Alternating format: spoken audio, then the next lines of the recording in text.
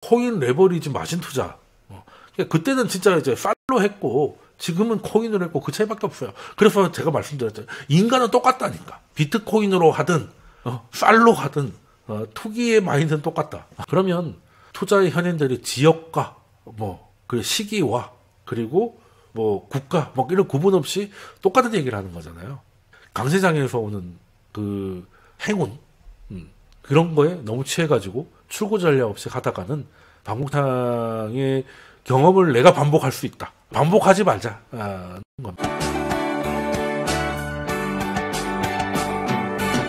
돈샘 정현두입니다. 2주 만에 뵙겠습니다. 최근 시장 좀 되게 빠르죠. 미장도 그렇지만 특히 이제 국내장을 투자하시는 분들은 최근에는 대세 흐름 같은 게 없고 하루 이틀짜리 이런 테마들이 그냥 계속 바뀌다 보니까 그걸 쫓아가기가 쉽지도 않고 뭘 하나 끈덕지게 투자를 할 수도 없는 그런 환경이 지속돼서 좀 많이 지치실 텐데요. 그래서 이번에는 조금 이제 길게 보는 이야기를 좀 해볼까 합니다. 일단 최근에도 그렇지만 일단 시장은 되게 빨라지고 있어요. 참여자들도 많아지고 특히 이제 코로나 이후로 동학개미 이런 것들이 늘어나면서 이제 개인 투자자들이 원래도 많았었지만 이제 좀 더 많아졌고 이제 관심을 놓으신 분도 계시겠지만 계속 하시는 분도 꽤 아직 여전하시니까 꽤 많고 그리고 이제 그런 분들을 대상으로 저처럼 이제 유튜브를 한다거나 아니면 요즘 텔레그램 이런 것들로 이제 뉴스라든지 종목이라든지 이런 것들이 엄청나게 빠르게 전달이 되고 있잖아요. 그러다 보니까 예전에는 어떤 뉴스가 하나 터져도 이제 퍼지는데 시간이 좀 걸렸는데 요즘은 단톡방, 텔레그램 이런 것 때문에 유튜브는 영상 찍느라 오히려 늦은 편이죠. 그냥 실시간으로 다 뉴스들이 반영되고 실적이 반영되고 그러고 있는 상황입니다. 그래서 옛날에는 그런 말 많이 썼는데 요즘 잘 안 쓰는 말 중에 하나가 종목 발굴이라는 말을 옛날에 많이 썼었거든요. 그거는 이제 성장하고 있는 조용히 성장하고 있는데 사람들이 아직 눈치를 못 채가지고 그런 종목들을 이제 잘 발굴하면 큰 수익을 낼 수 있다. 그래서 이제 가치 투자하시는 분들이 특히나 좋아하는 표현이기도 한데요. 최근에는 발굴이라는 말을 잘 안 쓰는 것 같습니다. 더 이상 발굴할 게 없어요. 그냥 조금만 좀 좋아지고 조금 좀 나빠지고 이러면은 너무 빨리 전달이 되니까 발굴할 게 없습니다. 다 나와 있습니다. 그러다 보니까 이제 가치 투자 형태의 투자를 하시는 분들이 과거보다 조금 더 힘든 시간을 보내는 것도 약간 그런 배경이 있지 않나 그런 좀 생각이 좀 들긴 하는데 그래도 여기 나와 있는 제시 리버모어의 말처럼 월스트리트는 이제 변하지 않는다. 왜냐하면 인간의 본성이 변하지 않기 때문이다. 이 말은 저는 여전히 유효하다고 생각을 하는데요. 지금은 휴대폰만 열면 얼마든지 내가 투자하고 있거나 투자하고 싶은 종목들을 국내장, 해외장 구분할 거 없이 가격 흐름을 캐치하기가 굉장히 쉬운데 예전에는 내가 갖고 있는 종목도 종가나 그것도 이제 신문에 보면 어제의 종가들이 쭉 나오는 거죠. 그리고 뉴스 같은데도 그냥 자막으로 막 지나가잖아요. 그 대형주 위주로만. 그랬던 시절이 제 어릴 때는 그랬던 것 같습니다. 그래서 전화번호부에 종가를 받아 적고 했던 기억이 좀 나는데요. 그때는 어떻게 투자했나 싶겠지만 사실 그때가 나쁘지는 않았던 것 같은데 일단 예전에는 지수라든지 종목의 종가 정도만 어렵게 확인하는 시절에는 일단 단타는 좀 힘들었겠죠. 단타라는 게 분봉 보고 들어갔다 나왔다 해야 되는데 종가만 나오고 그런 데는 단타가 불가능하잖아요. 그러니까 기술의 발달이라는 게 텔레그램 같은 이런 것들이 그냥 시장을 바꾸는 게 아니라 예전에는 기술적으로 불가능했던 단타 같은 그런 형태의 새로운 투자 전략을 가능하게 해준다는 것이지 시장 자체를 그렇게 완전히 바꾸진 않아요. 왜냐하면 시장에 투자하는 인간의 본능은 그대로기 때문에 예전에 기억나실 겁니다. 또 업력이 좀 되시는 분들은 2000년이 되기 전쯤이었을 거예요. 그때 이제 요즘에 이제 MTS라고 그러죠. 이제 휴대폰에서 하니까. 근데 그 전에 이제 컴퓨터를 통해 가지고 HTS가 이제 처음 나왔던 시기가 있었습니다. 아마 대신증권에 이제 처음 출시가 됐던 걸로 기억하는데 그게 얼마나 혁명이었냐면 과거에는 주식 투자한다고 그러면 진짜 객장을 가야 됐어요. 객장을 가면 또 객장에는 엄청난 정보가 있는데 그것도 아니에요. 전광판에 그냥 지금 현재가가 나오다가 갑자기 종가만 나오는 거죠. 그냥 종가만 보고 가는 거예요. 그 말은 차트가 없다는 얘기죠. 그랬는데 집에서 인터넷을 통해 가지고 기관 투자자들이나 이런 사람들이 받아보던 차트를 보면서 개인들이 투자할 수 있게 됐다. 그래서 이제는 과거의 개인과 달리 앞으로의 개인은 이제 정보의 격차가 없다. 그래서 엄청나게 스마트해질 것이다. 시장은 완전히 바뀔 것이다. 이런 얘기가 있었는데 그 바뀐 지가 24년 차죠, 지금. 어떻습니까? 예전의 개미들은 정보가 없이 못 모르고 이렇다면은 이제는 굉장히 풍부한 정보를 가지고 읽고 있어요. 결론은 똑같다는 거죠. 그냥 정보가 많아진 것이지 그 정보가 인간의 본능까지 바꾸진 않기 때문에 오히려 그 인간의 본능은 좀 더 자극을 하면서 좀 더 자주, 좀 더 확신에 차서 읽고 있다. 라는 것이죠.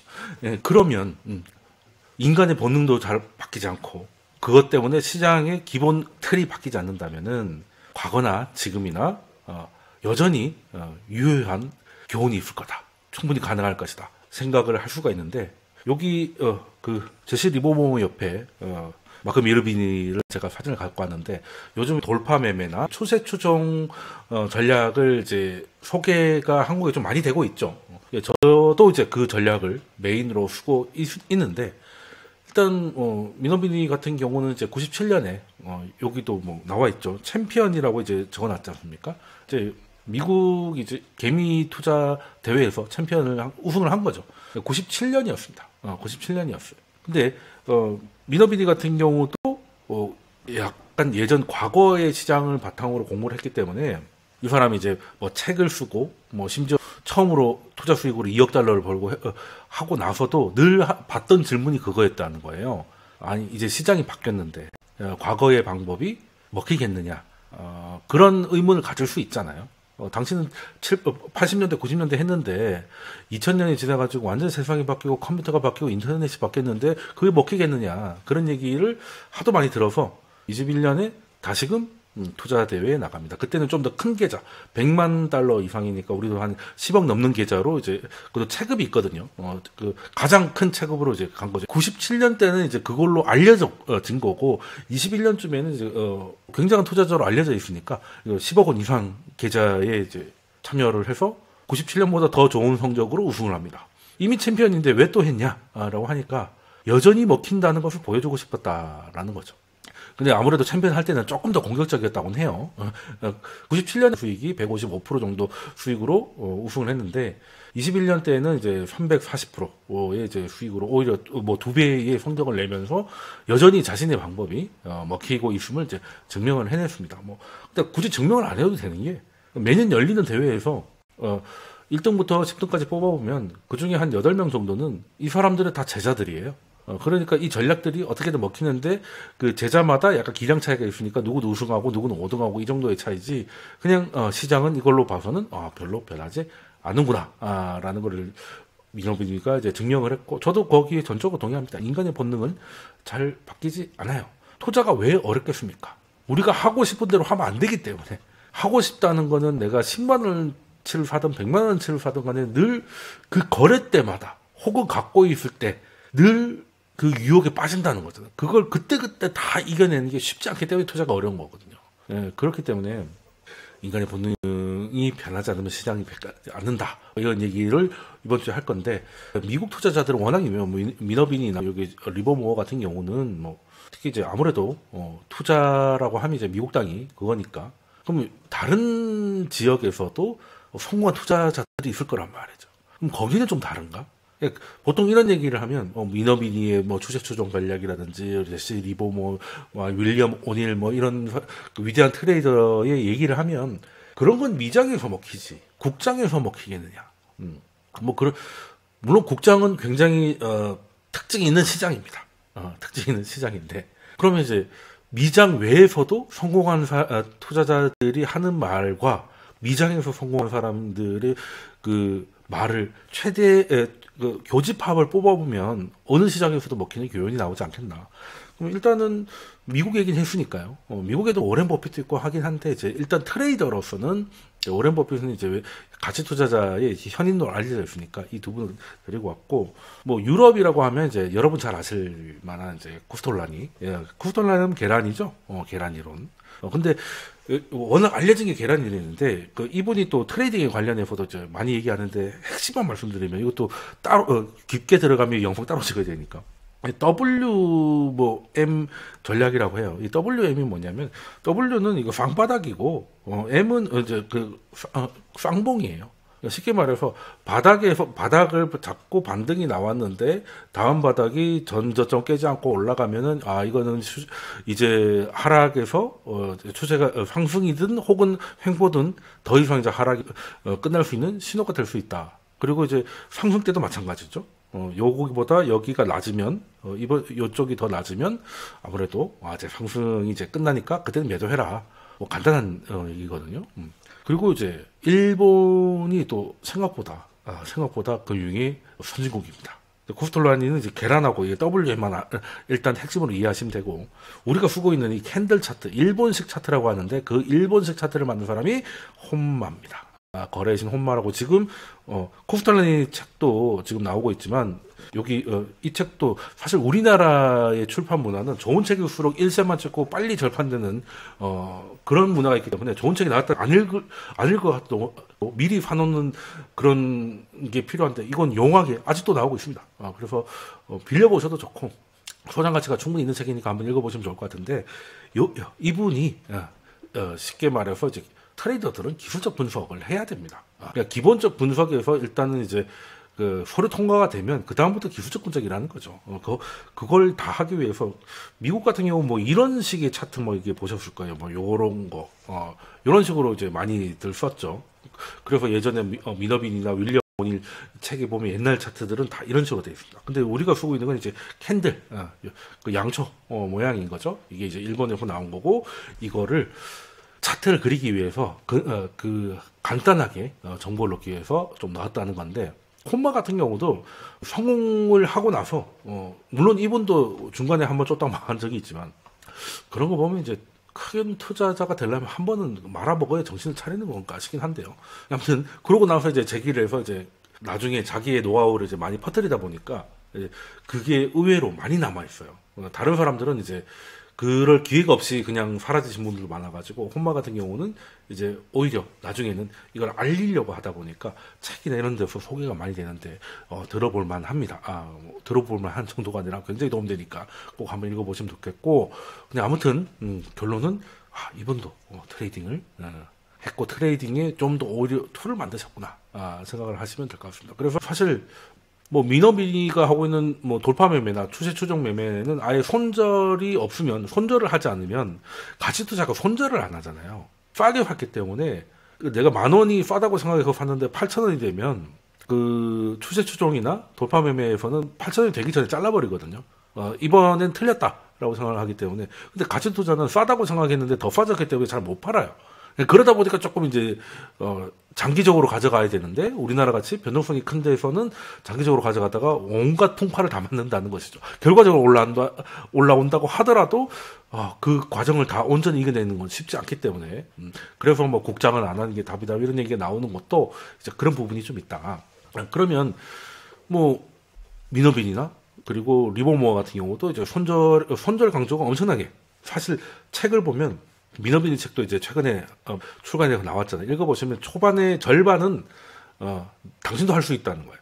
그러니까 당신도 할 수 있다. 그리고 나머지 절반은 손절이라는 거예요. 근데 참 사람 마음이, 한 종목을 샀는데 이게 거기서 마이너스 30%를 한 번 맞는 거하고 마이너스 5%를 6번 맞는 거하고 결과적으로는 이제 똑같이 손실을 봤다고 하더라도 이 손실이 자주 나오니까 스트레스는 이제 자주 받는 쪽이 더 많아요. 그래서 오히려 사람들이 가치 투자에서 존버하는 걸 더 편하게 생각을 하는 것 같아. 그렇게 생각하시면 안 될 것 같습니다. 손절은 판돈이에요. 내가 베팅을 했는데 베팅을 할 때 판돈만 날리는 거잖아요. 그러면 판돈 날려가지고 망하지 않습니다. 근데 그 판돈이 뭐 예를 들어 마이너스 5%든 마이너스 7%든 간에 정해놓고 그래서 따면 뭐 20%, 잃으면 마이너스 5%, 뭐 이런 식으로 이제 가는 것이지. 그래서 코스톨라니도 마찬가지고 이런 형태를 띠면 팔라고 했죠. 그리고 혼마 같은 경우도 적산법 이런 거 많이 들어보셨을 겁니다.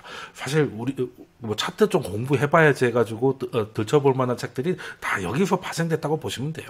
뭐 적산병이었죠. 그런 것들이 이제 일본이다 보니까 또 한자로 이렇게 돼 있는데 그것도 결국에는 차트에서 추세가 망가진 게 발견되면 그냥 무조건 익절하고 나오고 그리고 들어갔는데 그림대로 안 되면 손절하고 나와라 이 얘기입니다. 그래서 미국이든 유럽이든 일본이든 성공한 투자자들은 잘 판다는 거예요. 바닥에서 사고 천정에서 팔려고 하는 건 어차피 안 되니까 그런 걸 할 필요는 없고, 결론은 그거예요. 바닥권에서 사고 고정권에서 팔든지, 추세 매매 같은 경우는 바닥권에서는 사지 않죠. 바닥권을 벗어나서 새로운 국면이 열리는 그 중요한 지점을 돌파했을 때 사서, 그 돌파를 해가지고 그 돌파의 힘으로 생각보다 높은 곳까지 올라가는 걸 끝까지 취하고 거기서 팔겠다는 거거든요. 이게 팔면서 올라가요.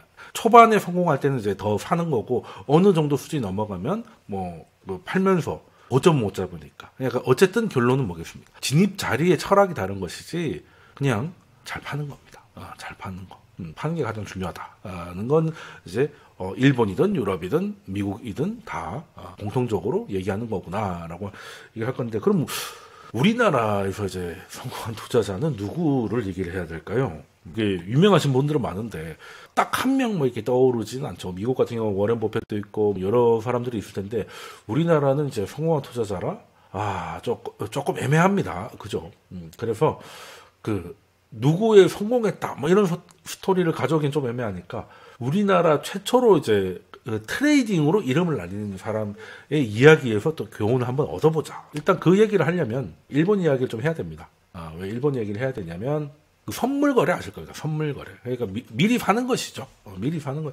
주식은 이제 주식 현물은 현재 삼성전자가 5만 원이다. 혹은 10만 원이다. 하면 이제 그때 사든지 팔든지 삼성전자 주식을 거래하는 거잖아요. 근데 미리 사고 미리 파는 건 이제 먼저 하는 거잖아요. 그게 주로 뭘로 시작됐다는 거는 이제 주로 농산물이고, 그 농산물이 아무래도 예전에는 농업 기술도 지금보다 떨어졌을 거고, 지금도 사실 그 농사는 기후의 영향을 굉장히 많이 받잖아요. 근데 예전에는 더 많이 받았겠죠. 그래서 흉년과 풍년 때 가격 차이가, 공급량이 엄청나게 차이가 나니까 보통 한 30%, 그러니까 흉년 되면 전년 대비 마이너스 30%, 풍년 되면 전년 대비 플러스 30%, 이 정도는 기본이었다고 하더라고요. 그러니까 가격 변동이 엄청났던 것이죠. 가격 변동이 엄청났던 건데, 농산물이랑 먹는 거잖아요. 그게 굉장히 중요하기 때문에 이 가격을 좀 안정시키기 위해서 미리 팔아놓든지, 내가 예상하는 가격에, 혹은 내가 예상하는 가격에 미리 사놓기 위해서 하는 게 선물 시장이라는 건 상식적으로 한번 들어보셨을 건데, 그 선물 시장이 일본에서 먼저 시작을 합니다. 이제 오사카가 이제 지금도 일본의 대도시인데, 예전에는 이제 오사카에 일본의 쌀들이 모여가지고 그게 다시 이제 갈 곳을 찾아가는 뭐 이런 구조였기 때문에, 거기서 1694년에 세계 최초의 선물 시장이 생깁니다. 지금 선물이라고 하면 앞서 말씀드린 그런 취지를 떠나서 엄청 위험하다. 뭐 원수가 있으면 선물을 가르쳐라 이런 얘기를 하잖아요. 그건 고 레버리지 때문에 그런 거잖아요. 그런 형태를 띈 게 1710년 정도가 됐습니다. 최초의 근대적 선물 거래소가 도지마가 맞을 겁니다. 도지마 그 쌀 시장이 시작이 됐는데, 이때가 1700년이니까 1600년 초반에는 이제 주식회사, 동인도 회사 같은 거 있죠. 또 네덜란드하고 영국에서 동인도 회사 만들었을 때 그게 세계 최초의 주식회사다. 그래서 그 주식에다가 이제 투자를 해서 그 회사 돈을 벌면 이제 같이 돈을 얻게 되는. 그러니까 지금의 주식 시장이 그때쯤 영국과 네덜란드에서 1600년쯤에 시작이 됐다면, 선물 시장은 그보다 한 몇십 년 후지만 이제 일본에서 출발을 해서 도지마 쌀 시장이 이제 시작이 됐고, 전쟁 때문에 그냥 가격을 통제하게 들어간 게 1939년인데 그 전까지 쭉 유지가 됐던 겁니다. 이 사진이 뭐냐면, 이게 일본 건축가 중에 제일 유명한 사람 중에 안도 다다오가 있지 않습니까? 다다오인지 좀 발음이 애매하더라고요. 그냥 안도 다다오라고 하겠습니다. 그 양반 아시죠? 이제 한 알의 빛이다라고 해가지고 진짜 쌀 모양으로 요렇게 조각을 하나 만드셔가지고, 이 오사카 거기 그 도지마 쌀 시장에 있던 자리에 있습니다. 옆에 나와 있는 것들이 뭐냐면, 일단 원래 선물 시장의 시작은 이제 가격 변동이 너무 심하니까 이 변동성을 좀 줄여가지고 가격 안정화를 하고, 어떻게 보면 이제 가격을 시장이 결정하게 하는 거잖아요. 공개 시장에서 가격을 결정하라는 거잖아요. 그러니까 이제 근대적 선물 거래소라고 할 수 있는데, 그 좋은 취지는 둘째치고, 이렇게 되면 어떻게 되겠습니까? 이렇게 되면 다 투기판이 열리는 것이죠. 투기판이 열리는 겁니다. 여기 보면 이제 오전장에 2시간 열리고 점심 먹고 오후에 2시간이 열리고 뭐 이런 식으로 했다고 하는데 이게 2시간씩 하다 보니까 뭐 경미하고 똑같아요. 지금은 뭐 주문을 넣는 거지. 뭐 그때 주문을 넣으려고 하면 뭐 였다 뒀다 이렇게 였다가 이제 그 뭐 일본말로 산다였나 이게 그 뒀다가 였다가 이제 판다고 뒀다가 산다 할 거예요. 그런 식으로 이제 막 경매를 하면 그 앞에서 이제 사겠다는 사람이 많으면 이제 10분이든 그때마다 가격을 바꿔가지고 이제 여기 나무에다가 걸어요 이렇게. 그런 식으로. 그때는 지금처럼 예측될 수가 없으니까. 근데 2시간이 금방 지나갈 거 아니겠습니까? 그러면 이제 사람들이 끝났다고 해도 나가질 않으니까 여기 보면 이게 물을 뿌리고 있어요. 빨리 꺼지라고. 그냥 그 정도로 뜨거웠다는 겁니다. 그러니까 물을 끼얹어가지고 사람들을 쫓아내지 않으면 나갈 생각을 안 했다는 거죠.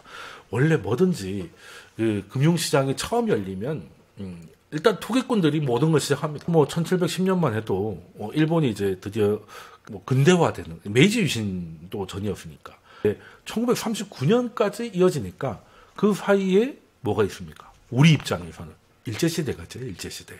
일제 같은 경우는 일단 메인은 만주. 사실 우리도 바뀌어 생각해 보면 조선보다는 만주 벌판이 아무래도 쓸데가 많았겠죠. 그죠? 조선에 뭐가 있겠습니까? 이게 뭐 수탈도 많이 당했지만 사실 뭐 조선이 뭐 수탈할 게 뭐 얼마나 있었나요? 그렇게 수탈할 게 많았으면 식민지가 안 됐을 수도 있겠죠. 아무튼 그래서 일제는 이제 가장 그 일본 제국의 핵심은 본토도 있지만 그 대륙에서의 핵심은 이제 만주에서 하려고 했고 그래서 만주국도 세우잖아요. 근데 그 과정에 있는 게 이제 조선인데 북한 쪽에 아무래도 석탄 이런 게 많기 때문에 뭐 뭔가 필요한 거든 북한 쪽에 좀 많이 만들고 남한은 아무래도 이제 쌀이나 뭐 이런 것들을 이제 뭐 다른 거 할 게 없으니까 이런 것들을 하려고 했는데 사실 뭐 우리가 흔히 생각하면 일제시대니까 일본 놈들이 와가지고 쌀을 그냥 막 가져갔다 뭐 이렇게 생각을 하실 수도 있는데 그거는 41년 이후에 그러니까 태평양 전쟁이 터지고 나서 미드웨이 해전이 지고 뭐 이제 일본이 질 것 같아서 일본 본토도 뭐 1억 명의 그 가미가제를 하자 1억 봉쇄 뭐 이런 거 할 때 이야기고 그 전까지는 그래도 시장 경제의 모습을 취하고는 있습니다. 물론 일본 쌀하고 한국 쌀이 품종은 비슷한데 우리도 일본 쌀 먹어보면 동남아 쌀이나 캘리포니아 쌀하고 좀 다르게 좀 맛있잖아요. 좀 서로 이제 같이 먹을 수 있는 그런 품종인데 아무래도 조선이 싸겠죠. 그래서 조선 쌀을 가져와가지고 일본에다가 팔면 돈을 많이 벌 것 같아서 일본에서도 시도를 많이 했는데 이게 뭐 일본만 쌀을 먹는 게 아니라 조선 사람도 쌀을 먹기 때문에 쌀 유통이 다 조선인들이 꽉 잡고 있어요. 아무리 일본 사람이라고 해도 총독부에서 뭘 할 게 아니라면 이 잘 침투가 안 되는 거죠. 침투가 안 돼서 이거를 어떻게 해야 되나라고 고민을 하다가 그러면 도지마 쌀 시장을 한국에도 열자. 그래서 공개 시장을 통해 가지고 가격을 결정해서 그래서 일본 사람들이 거기서 그 선물 시장에서 조선 쌀을 사면 선물 만기가 되면 그 현물 쌀을 받아서 가져가면 되는 거잖아요. 그래서 열린 게 인천 미두 진소입니다. 우리도 사실 일본 때문에 주식보다 선물을 먼저 하게 되는 굉장히 슬픈 여러분들 뭐 주식을 하시는 분들 많으시겠지만 선물부터 했다. 그럼 원지 싸지 않습니까? 위험하겠죠. 근데 일단은 뭐 일본이 먼저 했고 일본이 조선 쌀이 필요로 했기 때문에 1896년에 인천에서 이제 미도 진소가 생겼는데 처음에는 이게 쌀만한 게 아니고요. 뭐 대두, 뭐 석유, 뭐 명태, 면화. 여하튼 이제 그 시절에 중요한 원자재는 거의 다 했는데 이게 말처럼 쉬운 게 아니라 지금처럼 물류가 발달한 게 아니라 가지고 이게 쉽지 않아서 결국에는 제일 많이 거래되는 거 2개만 남기고 1904년부터 이제 쌀 그리고 콩 그래서 미두입니다. 쌀미자 콩도자 그래서 미두 거래소가 출발을 하게 되는 거죠. 출발을 했는데 1904년부터 이제 종목은 2개가 됐다. 간단한 거죠. 종목이 근데 사실 다 쌀입니다. 우리도 밥을 먹을 때 밥이 많지 콩이 많지는 않잖아요. 거의 다 쌀 시장이라고 보시면 돼요. 근데 이게 이제 어떻게 되는 거냐면 이제 선물 시장이라고 하니까 대충 눈치를 채셨을 건데 우리도 이제 선물 거래를 하려면 뭘부터 해야 돼요? 선물 거래 이제 계좌를 만들고 거기다가 이제 증거금을 넣고 그런 다음에 이제 거래를 하다가 뭐 내가 먹으면 차익만큼 증거금을 놔두고 그 차익만큼 입금이 되고 내가 꼴면 증거금을 채워야 되고 못 채우면 이제 청산되는 거 아니겠습니까? 똑같았어요. 그래서 그냥 거래일에 그 선물이니까 현물 결제일이 있을 거 아닙니까? 그때 차익만큼 이제 현금을 주고받는 구조였고 그리고 결제일까지 안 가더라도 일단 증거금은 10%입니다. 그래서 10% 부족하면 10%가 내가 가진 계약에서 증거금이 이제 부족하면 그 전이라도 채워놔야 되고 반대 매매는 다음 날입니다. 빡신 거죠. 이거 어떤 구조냐면 선물도 처음에는 이제 계약이 크니까 이제 요즘 뭐 마이크로 이 미니 이런 거 많이 하잖아요. 이게 증거가 좀 작은 거. 그래서 근데 요때는 미니, 파일 미니 이런 거 없었습니다. 한 계약이 파일 100석이에요. 파일 100석. 사실 뭐 파일 100석이라고 하면 작은 게 아니죠. 우리 그 재벌을 예전에는 뭐 만석 부자라고 했는데 만석이면 100석이 100번만 있으면 되는 거지 않습니까? 이게 100석이 작은 게 아닙니다. 그래서 파일 100석을 증거금 300원 정도로 넣어놓고 한 석에 30원씩 샀다면은 그게 쌀값이 하루에 3원이 오르면 2배가 되는 거고 3원이 빠지면 청산이 되는 거예요.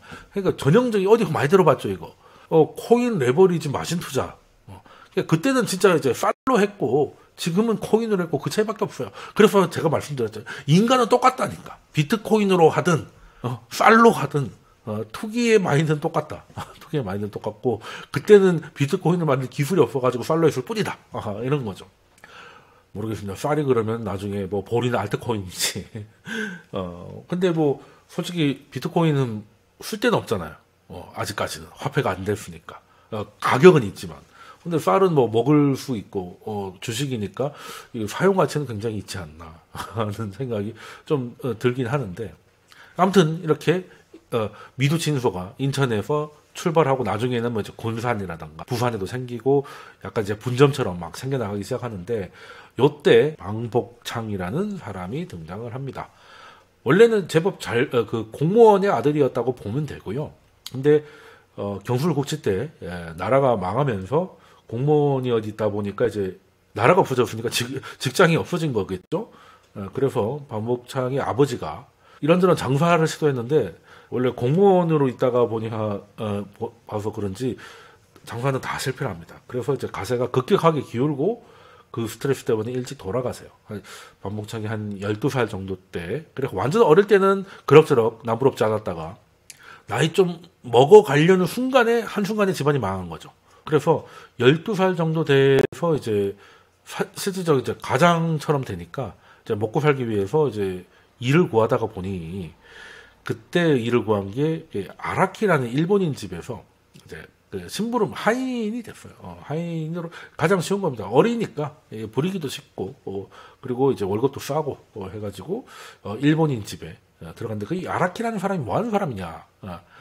한강하고 지금 김포하고 이제 한강 사이를 증기선 있죠. 뭐 그때는 화륜선이라고도 했는데 증기선을 타고 이제 쌀을 옮기는 사람이에요. 그 물류를 잡고 있는 사람인 거죠. 그것 때문에 돈을 굉장히 많이 벌었습니다. 많이 벌었고 그리고 정보가 있잖아요. 그러니까 자기가 쌀을 옮기고 있기 때문에 그냥 이게 그 자체로의 정보잖아요. 그래서 인천 미두 친소에다가 친소 사장하고도 친해서 중개점을 하나 오픈해요. 그러니까 중개점이 뭐냐면 미두 친소가 있으면 거기에서 거래를 하려면 중개점에 가서 미두 계좌를 만들어야 돼요. 우리 그 선물 계좌 만들듯이 거기서 만들고 거기다가 증거금을 넣어야 돼요. 그런 다음에 친소 가가지고 였다 뒀다 하면서 이제 거래를 하는 것이죠. 근데 요즘이야 뭐 수수료가 많이 빠졌지만 예전에 이제 증권가 객장 가가지고 종이에 써가지고 거래할 때 지금 수수료보다 훨씬 비쌌잖아. 이때는 얼마나 비쌌겠습니까? 그러니까 사람들은 돈을 잃기도 하고 벌기도 했겠지만 중개점은 무조건 높은 수수료로 이제 수익을 보니까 아라키는 엄청나게 돈을 많이 벌었다. 화륜선으로 쌀 옮기면서도 하고 이제 그 중매점에 가서 돈을 버니까 그 방복창이 이제 그 아라키의 심부름꾼이라고 했잖아요. 그래서 뭘 시켰냐면 이게 우리로 치면 이제 어제 나스닥이 오르고 있으니까 올랐으니까 오늘 뭐 코스피가 적을 것 같아요. 뭐 이런 거 비슷한 느낌으로 오사카에 일본의 그 쌀시장이 있다 그랬잖아요. 그때는 이제 통신이 없었기 때문에 1시간씩 전보로 오사카 쌀 시장의 시세를 한 석당 얼마를 이제 인천에 알려요. 2시에는 예를 들어서 한 석에 30원이었다. 근데 사람들이 다 뒀다 뭐 하다가 이제 40원이 됐다고 쳐요. 그랬는데 오사카에서 27원으로 연락이 오면 이제 작살 나는 것이죠. 그거 보고 이제 다 팔 거 아니야. 그럼 이제 뭐 그런 식으로 그래서 시세가 오면 그거를 이제 미두꾼이라고 하거든요. 요즘 말로 이제 트레이더한테 오사카에는 지금 한 석당 얼마랍니다라고 이제 말로 알리는 것이죠. 뛰어다니면서 이제 객장을 뛰어다니면서 그걸 했단 말이죠. 그러니까 이제 스승한테도 약간 그걸 뭔가 좀 배우고 워렌 버핏도 그런 거 많이 했죠. 주가를 이제 칠판에 적는 아르바이트 하다가 주가가 매일 변하는 게 너무 신기해가지고 거기 관심을 가졌다. 어떻게 보면 비슷하죠. 어떻게 보면 여기는 주식이 아니기 때문에 그러니까 한 종목에 대한 그러니까 선물 그 가격 그것만 계속 시간 단위로 읊어대면서 거기서 사람들이 어떻게 반응하고 이렇게 하는지는 체감적으로 배울 수가 있었다라는 건데 그때 뭐 하루의 변동성이 한 뭐 10원에서 한 20원 정도 됐다 그래요. 그러면 딱 한 계좌 있을 때, 딱 한 계좌가 이제 100석이니까 한 계좌씩 했으면 증거금이 10%니까 다 이제 증거금 10%만 넣고 했겠죠. 그러면 이제 곱하기 10 하면 되니까 그래서 이제 하루 10원 오르면 1,000원 버는 것이고 100석씩 거래를 하니까 20원 오르면 2,000원이에요. 지금으로 치면은 최소 1억에서 2억. 그러니까 우리 주식할 때 하루에 한 1% 정도는 움직이잖아요. 1%가 1억이 되려면 한 100억을 해야 되나? 그러니까 이제 100억을 하는 것처럼 되는 거죠. 조선에서 돈 좀 있다는 사람들은 여기 다 뛰어들어가지고 그리고 사설도 있습니다. 이게 100석씩 하다 보니까 내 돈 가지고는 안 되니까 요거 하려고 뭐 도둑질도 많이 하고 막 그러더라고. 그러니까 밖에서는 이제 그걸 가지고 이제 요 정보를 받아가지고 작은 야바이 같은 것도 하고 뭐 그런 게 있었다고 그러는데요. 참 똑같죠. 똑같습니다. 그래서 이게 이 선물 거래가 지금보다 오히려 더 짜릿했다니까. 지금 이렇게 증거금 10%로 10배 지금 뭐 한 6배, 7배 정도 되는 것 같은데 그거보다 그리고 반대매매 다음이라는 거 생각하면 예, 그때만 해도 이 조선이 우리나라는 주식 이런 것보다 그냥 화끈한 선물로 금융시장이 대비를 했구나 뭐 이런 생각을 하시면 될 것 같고 이때 1918년 정도 되면은 그때 반복창이가 여기서 이제 시세를 알려주고 이런 알바를 하는 게 한 4년 뭐 넘어가는 그 시기였어. 너무 열심히 하니까 이제 그 대리인으로 이제 승격을 시켜줘요. 승격을 시켜주고 아라키가 일본 이름도 부여를 해줍니다. 그래서 이제 항공 이름은 반복창이고 실제로 그때는 이제 일제 시대였으니까 일본식 이름을 많이 보내 반지로라는 일본식 이름을 많이 썼는데 1918년 정도 되면 1차 대전이 끝이 나잖아요. 그러면서 그때만 해도 일본은 순정국이었고 그래서 이제 좀 더 공업화에 가속을 합니다. 그러면 어떤 일이 벌어지겠어요? 그러니까 일본도 다 농업 사회였잖아. 근데 갑자기 나중에 2차 대전을 할 정도로 공업화를 추진을 지금부터 한단 말이에요. 그러면 노동력이 다 도시로 가는 거죠. 그러면 아무래도 돈을 벌어서 공업화의 결과로 돈을 번 사람이 쌀을 살 수요는 높아졌는데 시골이나 농밭이 많은 시골에서 노동력이 줄어들었으니까 공급은 줄었겠죠. 그러니까 당연히 대세 상승장이 시작이 됩니다. 대세 상승장이 시작이 되는데 이때 또 재밌는 게 10월 달에 1918년 10월 달에 러시아의 붉은 혁명이 있잖아요. 일본은 공산주의는 아니었잖아요. 공산주의가 아니라 오히려 전체주의였기 때문에 이 공산주의하고는 이제 처절히 원수니까 요거를 막기 위해서 시베리아나 이런 쪽으로 더 이제 젊은이들은 이제 출병을 시킬 거다라는 소문이 쫙 퍼져요. 그러면 이건 또 뭘 말하겠습니까?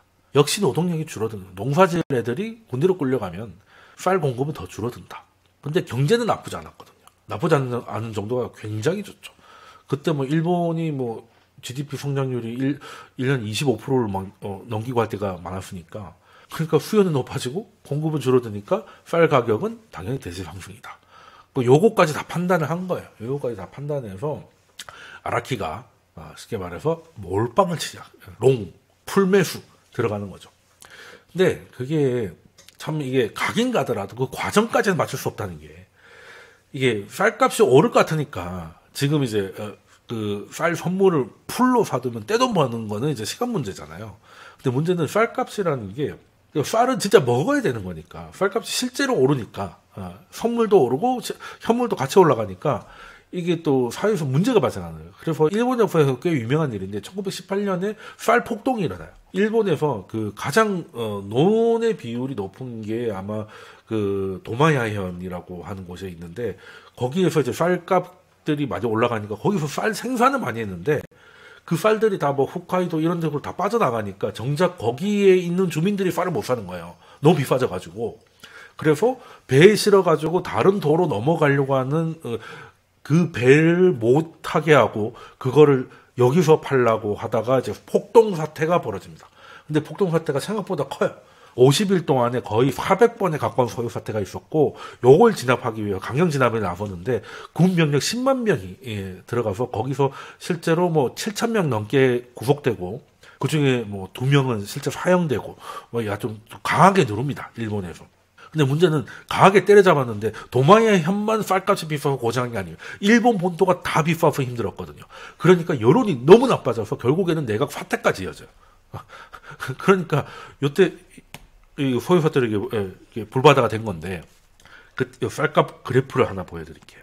여기 보면 이제 푹 빠져 있죠. 이게 쌀값이 떨어진 게 아니고 쌀값이 없을 때입니다. 거래가 안 된 거죠. 그러니까 그 쌀을 이동을 못 시키게 해가지고 그때는 가격이 없던 그 시기. 그래서 사실 이거 이렇게 연결시켜야 돼요. 이렇게 연결을 시켜야 됩니다. 이때는 이제 빵원으로 이제 쌀 폭동. 자 그러면 요거 때문에 지금 일본 본토가 난리인데 조선 땅도 난리가 나요. 1919년 뭐가 있었습니까? 3.1운동이 있었잖아요. 3.1운동이 여기 있습니다. 3.1운동을 진압한다고 일본이 하도 때려잡으니까 우리나라 사람들이 아이고 했다. 아이고 1919년 예전에 그렇게 이제 외웠었거든요. 근데 그게 아직도 기억나네. 1919년 3월에 3.1운동이 터지고 그 때문에 일본도 너무 당황을 좀 하다 보니까 쌀 시장이 3달 동안 멈춥니다. 멈추는데 그러고 나서 이게 또 재밌는 게 일단 3개월이 멈췄다가 다시 오픈하면 어찌됐든 여기 보시면 대세 상승이잖아요. 그죠? 대세 상승. 1차 대전 끝나고 그죠? 1917년부터 대세 상승이 올라가요. 그러면 아라키는 이제 다시 시장이 시작을 하니까 다시 풀매수 고고 시장이 다시 돌아가니까 다시 고고를 했는데 재밌는 거는 요때 요거 보이십니까? 살짝 빠지죠. 살짝 빠집니다. 이게 살짝 빠지는 게 뭐냐면 일본 내에서도 이게 폭동이 너무 커지고 이것 때문에 내각 사태까지 이어지니까 일왕이 그러니까 내각만 날아간 거지 일왕은 그대로 있잖아요. 일왕이 새로운 내각 대신을 뽑아가지고 이제 민심 달래기를 좀 나서야 되는데 그래서 당시에 일왕이 그 데이시 덴노인데 이 양반입니다. 그래서 이 아저씨를 그러니까 하라 다카시라는 사람인데 이 사람은 일본의 기존 그게 아니라 평민 출신이에요. 그러니까 이제 민심 달래기용 인사를 했다는 거죠. 평민 출신을 총리 내각에 앉혀가지고 지금 이제 쌀값이 올라가지고 이 흉흉해진 민심을 달래봐라라고 한 거죠. 그래서 다카시는 이 첫 번째 목표가 뭐겠습니까? 물가 안정이고 그 중에 특히 쌀값 안정이겠죠. 그래서 그냥 초강경 정책을 써요. 그래서 이 대세 상승 중에도 이 정책 때문에 살짝 밀리기 시작하거든요. 근데 이거는 오사카 시장의 시세입니다. 오사카 시장에. 그러니까 오사카 시장의 코스피면 인천 시장은 코스닥이라고 보시면 돼. 여기가 나스닥이면 이제 거기가 이제 코스피라고 보시면 되고. 그러니까 일본이 빠지니까 변동성은 인천이 더 컸거든요. 더 급락을 하기 시작하는. 그러니까 아라키는 당황을 하는 거죠. 풀매수했는데 빠지잖아요. 그래도 있는 돈 없는 돈 더 끌고 가지고 물타기를 시전합니다. 물타기를 하기 시작하는데 이게 처음으로 빠지기 시작하니까 그때까지 정보에서 밀렸던 조선 미도꾼들이 계속 이렇게 일본한테 털리다가 그때는 무슨 뭐 공매도 때려잡기 이런 마음이었는지 그냥 계속 매도를 칩니다. 그러니까 아라키가 사면 또 팔고 아라키가 또 사면 또 팔고 해가지고 결국은 아라키를 청산하게 만들어요. 청산했는데 그때 당시 청산된 게 180만 원. 180만 원이면은 1,800억 원 정도가 될 거예요. 그때 40만 원이 지금 400억 원이 나와 800억 원. 근데 문제는 조선 미도꾼들이 결국에는 이제 그 중매점 사장을 이제 파산을 시켰는데 돈을 못 받아요. 예. 알고 보니까 이게 결제를 되면 결제를 해야 되는데 사장하고 친해가지고 수표를 하고 있었던 거예요. 근데 부도가 청산이 됐잖아. 그래서 이제 수표 결제하지 않고 일본으로 튀어버립니다. 부도가 난 거예요. 부도가 나버렸고 그리고 아라키는 일본 가서 또 일본 시장에서 이지저지 했는데 역시 방법이 안 좋았는지 끝끝내 제기를 못하고 이제 술술하게 돌아가십니다. 그래서 인천시장은 이제 쉽게 말해 거래소가 파산이 돼버려요. 그러니까 미도친소의 자본금이 3만 5천 원이었는데 180만 원짜리 부도가 터지니까 그냥 망해버린 것이죠. 망해버려가지고 그냥 뭐 시장이 망했는데 어떡할 거야. 그러고 나서 역시 한 3달 좀 지나가지고 다시금 이제 자본금을 100만 원으로 올려서 다시금 오픈을 하는데 반복창 입장에서는 자기의 스승과 자기의 직장이 동시에 날아갔잖아요. 자기의 직장은 뭐 아라키의 중매점이었으니까. 그리고 스승은 일본으로 튀었고 부도 내고.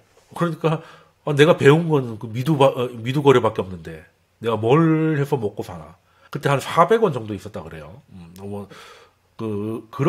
400원이면 그때 조선 사람 월급이 한 30원, 40원 정도 했으니까 뭐 지금으로 치면은 뭐 한 4천만 원 뭐 그 정도 되는 돈, 약간 이제 쌈짓돈을 가지고 요거 가지고 내가 지금까지는 중개인에서 그 막 시세 알려주고 이런 거 했잖아요. 근데 지금까지는 본격적 거래는 안 했거든.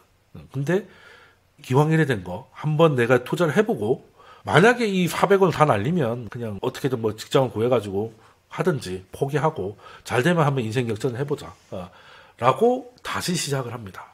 그래서 어떻게 보면 거래소가 부도가 나는데 거래소에서 돈을 먹어도 거래소 부도로 돈을 못 받는 초유의 사태가 터졌는데도 좋은 사람은 굴하지 않습니다.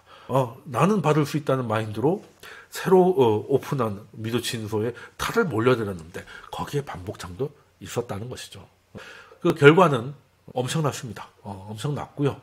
한 번 거래에 18만 원을 번 적이 있다 그래요. 18만 원이면 180억인 거죠. 지금으로 하면 200억 원 될 것 같아요. 그러니까 한 큐에 우리도 지금도 선물 거래 레버리지 풀로 실어가지고 방향 제대로 타점 맞추면 뭐 잭팟이 가능하니까 그렇게 해서 순식간에 40만 원을 봅니다. 400원 가지고. 그러니까 1000배죠. 그러니까 우리가 10배 종목을 10버거라고 하잖아. 10버거를 몇 번 먹은 거야? 1000배면 10배를 10배 먹어야 되나? 왜 이렇게 계산해? 여하튼 10버거를 뭐, 400원 가지고 40만 원을 만들어. 그러니까 지금 돈으로 한 최소 400억이 넘는 거를 불과 1년 만에. 요때죠, 요때. 요때입니다. 요때고. 그때 27인가 그랬다 하더라고요. 젊은 남자가 갑자기 일확천금을 하게 되면 이제, 뭐, 사람은 다 뻔하더라고요. 큰 돈 벌면 제일 먼저 뭐 하겠습니까?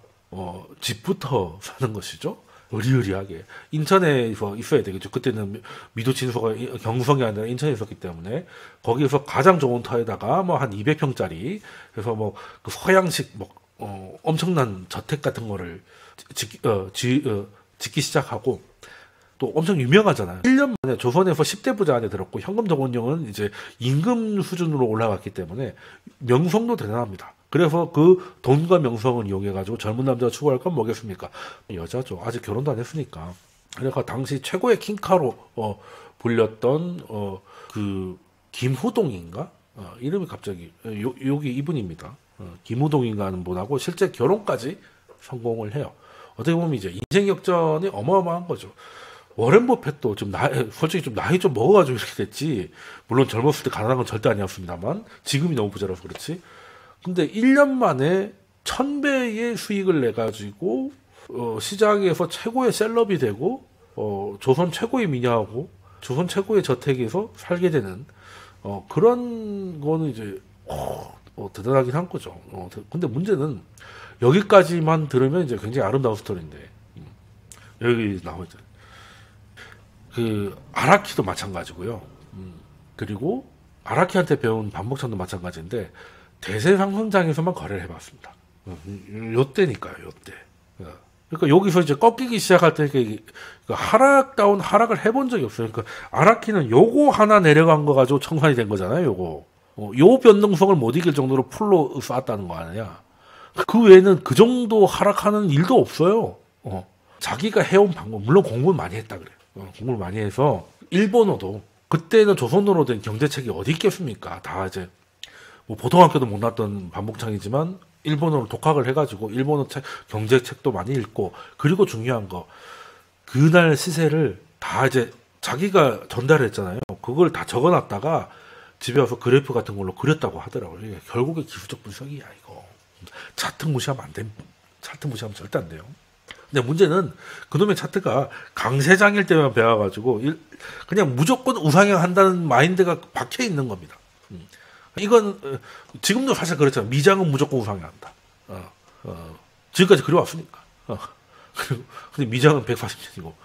그리고 이제 그러다 보니까 이제 쌀값도 우상향한다는 마음에 이 변동성에다가 시장이 내려가고 있는데 시장이 맞서면서 자기 남은 현금을 더 물타기 하다가 결국엔 청산까지 간 거잖아요. 아라키하고 반복창은 거의 비슷한 방법으로 성공하고 비슷한 방법으로 부도가 난 것 같아요.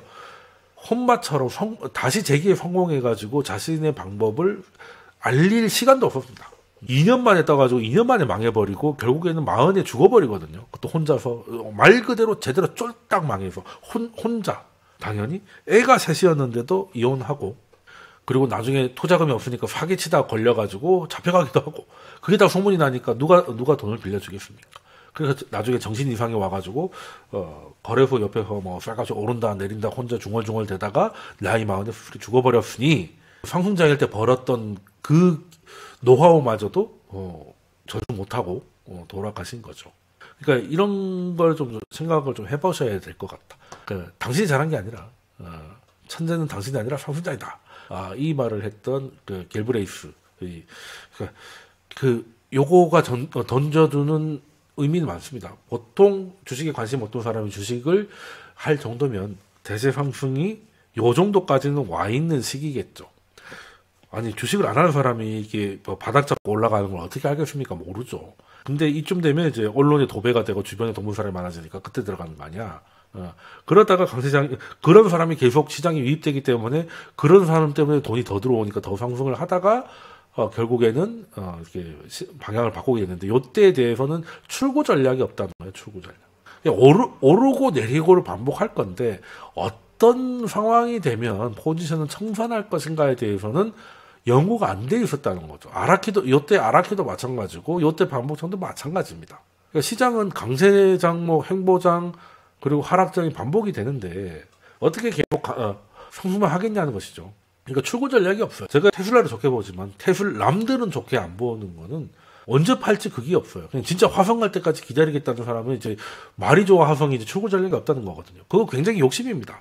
내가 팔았는데 더 오를까봐 그게 싫어서 그냥 이 변동성을 껴안고 가겠다는 거잖아요. 그건 좋은 방법이 아니에요. 테슬라는 혁신적 기업이지만 그 투자 방법은 졸라게 옛날 방법입니다. 옛날 방법이라 나쁜 아니지만 좋지 않은 방법이에요. 그래서 출구 전략이 없으면은 그러니까 이런 말도 안 되는 성공도 날아가는 데는 순식간이고 아라키도 마찬가지고 반복층도 마찬가지입니다. 그래서 잊혀지게 된 것이죠. 잊혀지게 된 건데 자 그러면 대부분이 다 실패를 했습니다. 그래서 인천 앞바다의 바다는 다 미륵군들의 흘린 눈물로 뭐 만들어졌다. 뭐 이런 소문이 돌 정도로 이제 많은 사람이 실패를 했는데 그 중에 성공한 사람도 있습니다. 반복창은 너무 뚜렷한 성공과 너무 뚜렷한 실패가 있었기 때문에 제가 이렇게 소개를 해드린 것이고 반복창은 사실은 출구 전략만 있었으면 가문을 만들지도 몰랐을 텐데 좀 아쉽긴 하죠. 근데 이제 성공한 사람이 있습니다.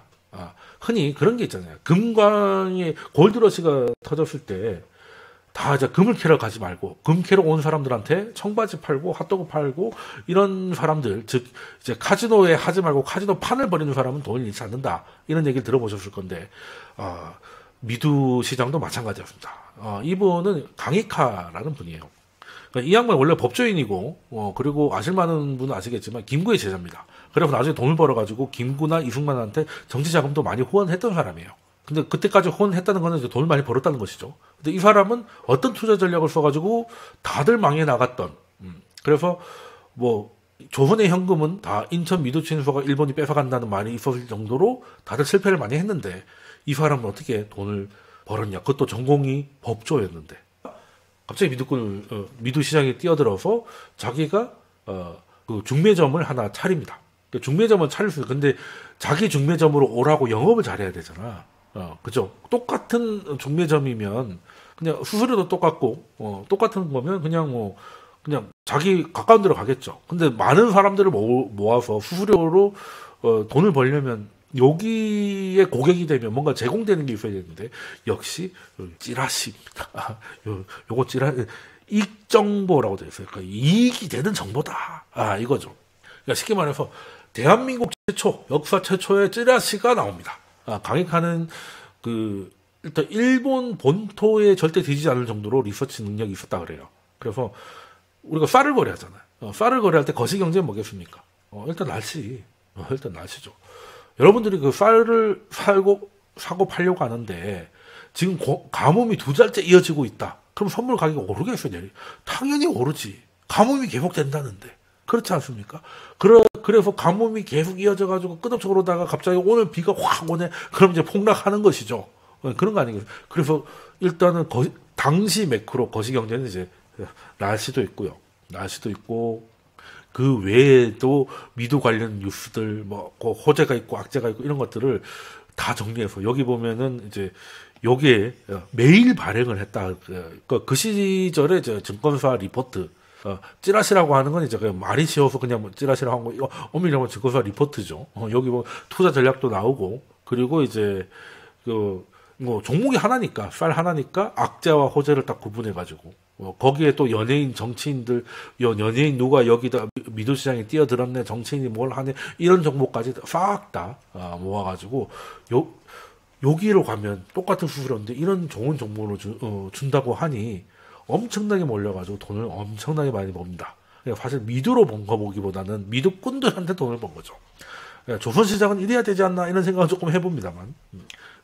그리고 여기에는 또 뭐가 있냐면 좀 전에 보여줬던 익정보는 매일매일 나가는 거고, 이거는 그 기정미 총람이라고 해가지고 이 그래프 같은 게 엄청 잘 나와 있잖아요. 쌀 시장에 대한 거시 정보까지 다 담은 딥서치 리포트까지 나옵니다. 그러니까 요건 이제 매일은 안 나오고 이제 정기적으로 나오는데, 그리고 매일 나오는 거에는 또 이 정보에서는 이제 시황, 그리고 강기라고 하면 이제 호재를 모은 거, 그리고 악기는 이제 악재를 모은 거, 그리고 이제 미두 야담 이런 것까지 좀 전에 설명드렸던 연예인, 정치인 이런 소위 말하는 찌라시들까지 다 정보를 해가지고 제공을 하니까 너무 잘 됐던 거예요. 그래서 나중에는 경성까지 진출을 합니다. 그래서 경성에 여기 보면 이제 금익증권이라고 해서 같이 오픈해서 크게 돈을 벌죠. 그래서 그 돈이 해방 후까지 지켜서 1945년 해방이 되고 1년 지났던 1946년에 우리나라 역사 최초의 민간보험사이자 토종보험사인 대한생명을 강익하가 설립을 하고 초대 사장이 되는 것이죠. 사실은 플레이어로 뛰었던 반복창은 이제 1000배 수익과 그리고 이제 청산까지를 그냥 시장 흐름에 그냥 레버리지 실어서 겪었다면, 강익하는 그 판에서 이제 결국에는 이제 그 핫도그 팔고 청바지 팔고 그러는 걸로 수익을 냈고, 이제 미두 시장이 계속되지는 않습니다. 38년 정도 되면 이제 일본이 중일 전쟁 이런 것 때문에 이제 군량미가 너무 부족해가지고 더 이상 쌀 가격을 시장에 맡기지 않아요. 그래서 쌀 가격을 정부가 이제 통제하겠다라고 해서 이제 자연스럽게 공개 시장인 미두 시장과 오사카 그 시장은 없어지고요. 그러고 나서도 그때 번 돈으로 정치인들 후원 많이 하고 했던 게 강익합니다. 네. 그러면 우리나라에서는 그냥 다 유튜브 해가지고 할 수 있으면 하면 좋죠. 3%처럼 해도 좋고 셔카월드처럼 해도 할 수 있으면 그렇게 하는 게 더 안전하죠. 그런데 그것도 쉽지 않잖아요. 트레이딩이 성공하는 것만 그것도 어려운 거 아니야? 유튜브 한다고 다 슈커월드처럼 되나? 다 3%처럼 되나? 그건 또 아니잖아요. 그러니까 결국엔 우리는 이제 트레이더, 저도 사실 유튜버보다는 트레이더의 정체성을 더 크게 생각하고 있거든요. 일단 뭐 유튜버로는 먹고 살 수가 없고. 그러니까. 아니, 근데 봐주신 여러분들한테는 정말 감사하게 생각을 하는데, 제가 아직은 그 정도의 큰, 구독자를 가진 그런 유튜브는 아니기 때문에, 이제 요거는 그냥 제가 투자를 하면서 드는 생각들을 투자하면 외롭잖아요. 그래서 이제 구독자분들하고 고객분들하고 이렇게 얘기를 좀 나누고 싶어 하고 또 이런 얘기 재밌어 하시는 분들이 많아가지고 이렇게 그분 저랑 인연 되시는 분들하고 이제 얘기를 하자는 거지. 뭐 제가 큰 유튜버는 아니고 저는 정체성은 이제 트레이더입니다. 트레이더입니다. 트레이더를 하다 보니까 나온 게 이제 유튜버로 나오는 것이지. 요걸로는 안 맞는 것 같아요. 일단은 유튜브가 잘 되게 하려면 트레이딩하고 생각을 좀 다르게 해야 될 것 같아. 뭐 좀 약간 그 인구증처럼 한다든지 뭐 이런 것들이 있어가지고 그래서 저는 이제 트레이더라고 생각을 하고 제 거를 보고 계신 분들은 정말 트레이딩에 관심이 많으신 분들이라고 생각을 해요. 그러니까 제 것까지 보는 거지, 그죠? 그 큰 채널도 많은데 제 것까지 찾아온다는 거는 그만큼 관심이 많다는 거라서 그렇다면 작든 크든 간에 투자를 하고 계실 겁니다. 그러면 투자의 현인들이 지역과 그 시기와 그리고 국가 이런 구분 없이 똑같은 얘기를 하는 거잖아요. 강세장에서 오는 그 행운 그런 거에 너무 취해가지고 출구 전략 없이 가다가는 방북탕의 경험을 내가 반복할 수 있다. 반복하지 말자는 겁니다. 그래서 투자 전략은 저는 이분들의 전략을 쓰고 있죠. 홈마나 리버모어나 아니면 미너비니처럼 물론 디테일의 차이는 있습니다만은 일단 저는 인베스팅보다는 이제 트레이딩에 가깝다고 저는 생각을 하고 거기에서는 진입과 그리고 이제 매도가 굉장히 중요하기 때문에 그냥 이렇게 모아가고 저도 유튜브 하면서 제일 좋은 게 가치 투자 강의할 때가 제일 좋아요. 지금 길게 보시고 이 회사 정말 좋으니까 모아 가십시오. 이렇게 하면 훨씬 편하거든요. 그게 뭐 주가가 오르든 내리든 간에 내리면 싸니까 더 좋다. 라고 하면 오르면 오르니까 좋다. 이렇게 하는 게 유튜브나 강의하는 데는 훨씬 나아요, 솔직히. 근데 트레이딩은 오늘 이 얘기를 했는데 내일 아침 시가에 손절이든 익절이든 나갈 수도 있는 거거든요. 그러니까 그때그때 얘기를 할 수가 없잖아. 그때그때 영상 찍는 것도 보통 일이 아니고. 그러니까 더 힘들어. 더 힘든데 근데 해보니까 가치 투자보다는 트레이딩이 수익이 훨씬 낮거든요. 그래서 수익이 낮다는 걸 떠나서 하락장이 올 때 방어가 잘 된다는 거예요. 가치 투자는 워낙 좋은 회사를 내가 계속 사고 있기 때문에 그 주식 계좌에 주식이 꽉 차 있거든요. 그 상태에서 하락을 맞으면 이제 다 두드려 맞는 것이죠. 게다가 손절도 안 하니까 어디까지 빠질지 모르는 거예요. 적당히 빠지다 말면 다행인데 생각보다 많이 빠지거나 그게 크래시가 온다든지 아니면 크라이시스로 가게 되면 엄청나게 힘들어지는 것이죠. 또 레버리지까지 치는 사람들은 이제 천국과 지옥을 오가는 것이죠. 그러니까 그런 게 너무 힘들다는 거예요. 너무 힘들기 때문에 우리는 그냥 싸면 팔아야 된다. 근데 어떻게 하면 싸하는 건지 말은 쉽잖아요. 이미 오른 종목이 더 확 오를 것 같으면 사고 근데 분위기가 싸해지면 팔아라. 말은 쉽죠. 근데 그걸 어떻게 하게 하느냐. 그게 어렵다는 거지. 근데 그거를 제가 단순하게 말씀드리기는 어렵고 그렇게 됐으면 얼마나 좋겠습니까? 물론 거기 나오는 이제 그 디테일들은 있어요. 그리고 미너빈이나 이런 사람들이 아무래도 미국 시장이 갖고 있는 특징이 있고 국장이 갖고 있는 특징이기 때문에 약간의 커스터마이징이 필요합니다. 저는 이제 거기에 관심이 제일 많은 사람이에요. 일단은 이 방법이 어느 시장에서나 먹히는 거에 대해서는 의심이 없습니다. 근데 변동성이 미장과 한국장이 좀 다르다면 그 변동성에 대응할 수 있는 그런 미세 전략은 필요하고 연구가 필요하고 검증이 필요하다. 그래서 저는 계속 업그레이드를 하고 있는 것이고요.